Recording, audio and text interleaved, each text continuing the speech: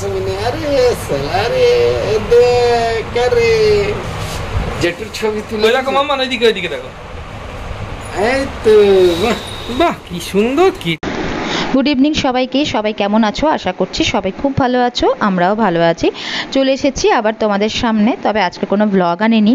আজকে যে ভিডিওটা তোমাদের সাথে শেয়ার করছি সেটা কিন্তু 1 মাস আগেকার ভিডিও। তো তোমাদের অনেকেরই মনে হতে পারে আজকে আমি মেয়ের হেয়ার কাটিংয়ের একটা ভিডিও হঠাৎ করে কেন তোমাদের সাথে শেয়ার করছি। এর দুটো কারণ আছে। প্রথম যে কারণটা তোমাদেরকে বলি সেটা হলো, আমার ব্লগ করার আরেকটা প্রধান অন্যতম প্রধান কারণ হচ্ছে আমার মেয়ের ছোটোবেলার ছোটো ছোটো স্মৃতিগুলোকে এই ব্লগের মাধ্যমে ধরে রাখা। এটা হচ্ছে মেন কারণ। আর আরেকটা যেটা কারণ আছে এই ভিডিওটা শেয়ার করার, সেটা হলো আমার মেয়ে, আমি ভাবতে পারিনি ও এই 2 বছর বয়সে যখন এই ভিডিওটা যখন এই চুলটা কাটতে গেছে তখন ওর 2 বছর, ওই 10-12 দিন মতন বয়স হবে। ও এত সুন্দর বসে কেটেছে, আমরা পুরো অবাক হয়ে গেছি। মা হয়ে আমি তো খুবই চিন্তায় ছিলাম যে ও কিভাবে চুলটা কাটবে, কারণ আমি তো যাইনি সেলুনে, ওর বাবাই নিয়ে গেছিলো ওকে।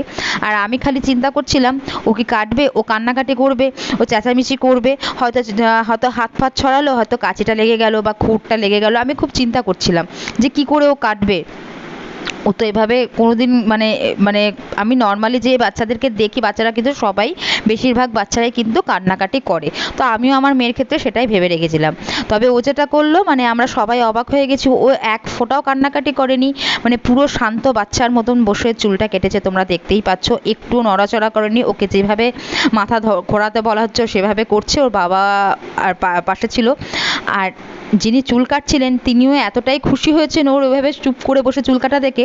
আমার মেয়ে যখন বাড়িতে আসে, চুল কাটা হয়ে যাওয়ার পরে বাড়ি আসার আগে উনি আমার মেয়েকে দুটো গিফট দেয় খুশি হয়ে। গিফটই বলবো, উপহার বলবো, ভালোবাসার উপহার দেয়। সেটা পেয়ে আমার মেয়েও খুব খুশি হয়। তো সেটা কি, সেটা জানতে হলে তোমাদেরকে আজকের ভিডিওটা প্রথম থেকে শেষ অবধি দেখতে হবে। তো ও যখন 18 মাসে ন্যাড়া হয়েছিল তখনও কিন্তু এই দাদাই বাড়িতে এসে আমার মেয়েকে ন্যাড়া করে দিয়ে গেছিলো। তখনও তাই, ও পুরো চুপচাপ হয়ে ন্যাড়া হয়েছিল। আমরা ভেবেছিলাম যে ও হয়তো খুবই কান্নাকাটি করবে, সেই কারণে ওকে একদম ওনাকে একদম ভোরবেলা বাড়িতে ডেকেছিলাম, যাতে মেয়ে যখন ঘুমাবে তখন ওর চুলটা ন্যাড়া হয়ে যায় ঘুমের অবস্থায়। কিন্তু মেয়েকে যখন কোলে নিয়েছি তখনই মেয়ের ঘুমটা ভেঙে গেছিলো। আর বিশ্বাস করো, ও পুরো ন্যাড়াটা আমার কোলে থেকে একদম চুপচাপ হয়ে কোনো রকম কোনো জ্বালাতন বা কান্নাকাটি কিছুই করেনি। খুব সুন্দরভাবে কেটেছে। তো এই দেখো আমার মেয়ের চুলটাও কাটা হয়ে গেছে, কি সুন্দর লাগছে দেখতে। বাহ মাম্মান, কি সুন্দর কেটেছো। তোমার হাতগুলো কই?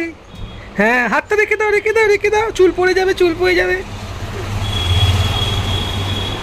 দেখি, বাহ বাবা, বাহ বাবা, বাহ, লাইফে ফার্স্ট হেয়ার কাটিং। বাবা রে, একবার টাকলা। ওটা তো বাড়িতে, সেলুনে এসে ফার্স্ট হেয়ার কাটিং। বাহ কি সুন্দর জায়গায় বসেছে মাম্মান। দেখি মাম্মান, তাকাও এদিকে। বাহ বাবা রে, গিডিং গিডিং। চলো চলো, দেখো দাদা, দাদা কি দিচ্ছে, নিয়ে নাও। বাহ বাহ বাহ, একটা চিপ পেয়েছে, একটা চকলেট পেয়েছে। টাটা করে দাও, একটা ফ্লাইং কিস দিয়ে দাও, দিয়ে দাও। হ্যাঁ, চেষ্টা চলো।